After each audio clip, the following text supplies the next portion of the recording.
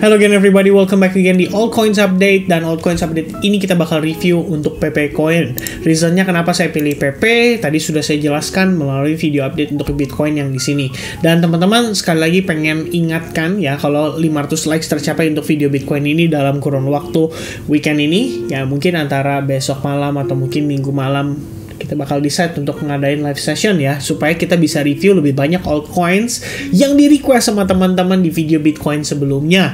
Dan ini kenapa saya pilih PP juga karena PP ada 2 orang atau lebih yang komen, lebih dari 2 orang harusnya ya, di video sebelumnya. So I decide untuk update quick ya seputar PP Coin di sini. Dan teman-teman, sekali lagi saya pengen tekankan ya, apa yang terjadi pada market hari ini bisa dibilang sangat menarik, didukung oleh data NFP yang kelihatannya sebagai positif, tapi kemudian reaksi pasar itu langsung bergelimang ya, bukan bergelimang lah, kalau kita bilang gelendotan ya, karena begitu rilis data naik, kemudian setelah New York Stock Exchange open, market react dan stock market drop, dollar index drop dan stock market rata-rata pada melonjak naik ya. Ini yang menyebabkan bisa dibilang Bitcoin dapat reaction yang cukup positif juga tuh setelah NFP dirilis. Ya detailnya nanti teman-teman cek di previous video. Ya saya di sini cuma pengen remind bahwa kondisi tersebut tidak terjadi setiap saat. Sometimes ada momennya dia tidak terjadi, sometimes ada momennya juga dia terjadi. Yang penting every time kita transaksi, always remember to put stop loss atau use stop loss dan selalu manage risiko kita di awal. Jadi kita pastikan risk tersebut masih bisa kita toleransi dan kita bisa terima, dan baru kemudian kita fight di market. Oke, so lanjut sedikit untuk PP Coin. Saya nggak mau terlalu banyak detail membahas di sini karena PP Coin sebenarnya analisis update-nya masih sama dengan yang sebelumnya. Dan di sini saya lihat lagi, ini kalau saya mau nambahin sebagai semacam trendline ya, sebenarnya technically trendline itu ada loh dan menjadi rejection kita untuk pergerakan saat ini, karena supply zone yang ada pada previous high point itu sudah mengalami memberikan reaction pada PP Coin dan akhirnya mengalami rejection di sana. Jadi kalau kita lihat saat ini, saya beranggapan bahwa PP ini masih tetap dalam momentum bearishnya, belum benar-benar siap untuk rebound kembali, tapi kita bisa lihat retracement ini adalah part of the game plan ya. Saya pikir kalau misalkan memang PP mau dibawa ke harga yang lebih tinggi, ya ini memang harus terjadi terlebih dahulu ya. Paling tidak kalau teman-teman lihat dari time frame 4 jam ya, let me clear the draw. Sebelumnya ini adalah pergerakan kita ya, yang waktu lalu sempat kita analisis. Terlihat di sini mengalami konsolidasi, kemudian dia break low lagi, terkonsolidasi, dia break low lagi, kemudian membentuk semacam falling wedge ya, probably diiringi dengan yang namanya divergence juga, baik itu pada stochastic RSI atau mungkin pada RSI. Dan setelah itu kita baru melihat progres PP akhirnya mengalami reversal dengan sangat impulsif. Dan kalau kita lihat di sini, semenjak exponential moving average ya, time frame 4 jam mengalami upshift, harga pada PP Coin terlihat mengalami penguatan yang cukup impulsif ya. Selain impulsif, di sini strukturnya menurut saya cukup rapi, sempat terbentuk semacam ascending triangle pattern, more or less kayak gini ya. Kemudian kita lihat lagi di sini dia sudah berhasil break high-nya, di sini pun sudah berhasil break high-nya. Sampai satu titik kita melihat PP Coin lagi-lagi kehilangan momentumnya ya. Teman-teman bisa lihat di sini progres pergerakan pada PP Coin. Mungkin sebelum saya tambahkan analisis yang lain, saya pengen mention ini aja dulu teman-teman, soal bagaimana exponential moving average 8 dan 21 berpotongan membentuk yang namanya dead cross. Buat teman-teman yang percaya, yaitu adalah dead cross.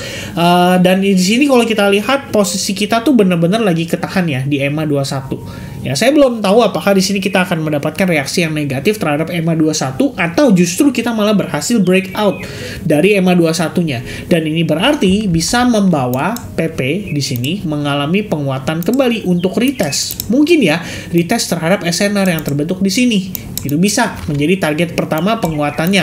Atau teman-teman bisa asumsikan juga bahwa inilah area supply-nya, karena kalau kita lihat di sini ini adalah proses liquidity sweep yang terjadi di market.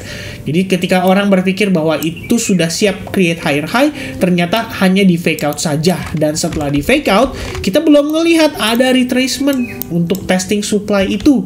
Dan ini berarti tersisa banyak sekali selling order yang ada di sana. Oke, jadi exponential moving average bisa jadi patokan, tapi sementara sampai kita ngelihat nanti secara detail ya, kita bakal clearance dulu untuk EMA-nya.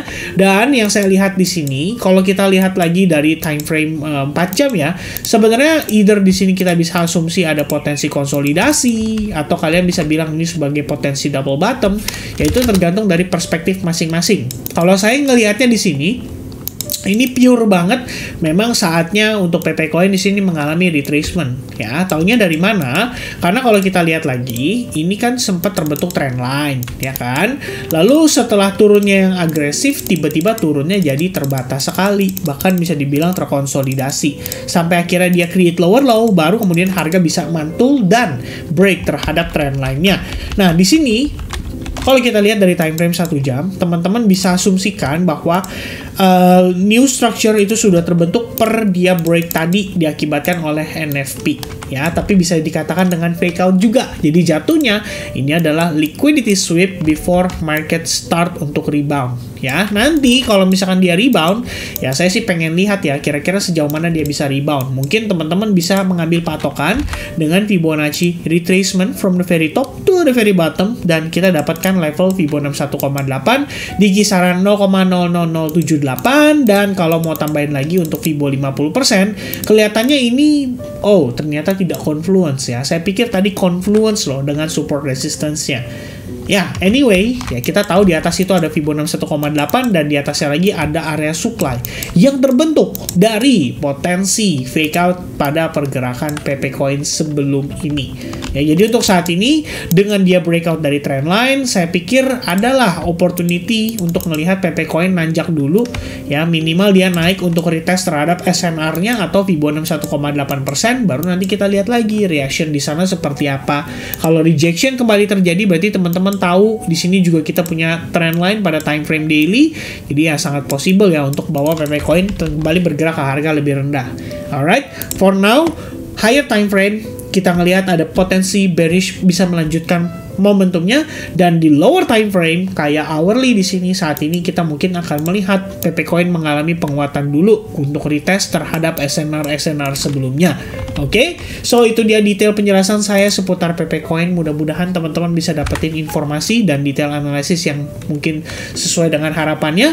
So sampai ketemu kembali di update berikutnya, dan once again teman-teman, kalau misalkan kalian support untuk like buttonnya pada previous update yang Bitcoin, kita bakal adain live streaming sesegera mungkin. Oke, God bless everybody, have a nice weekend, and cheers guys, bye bye.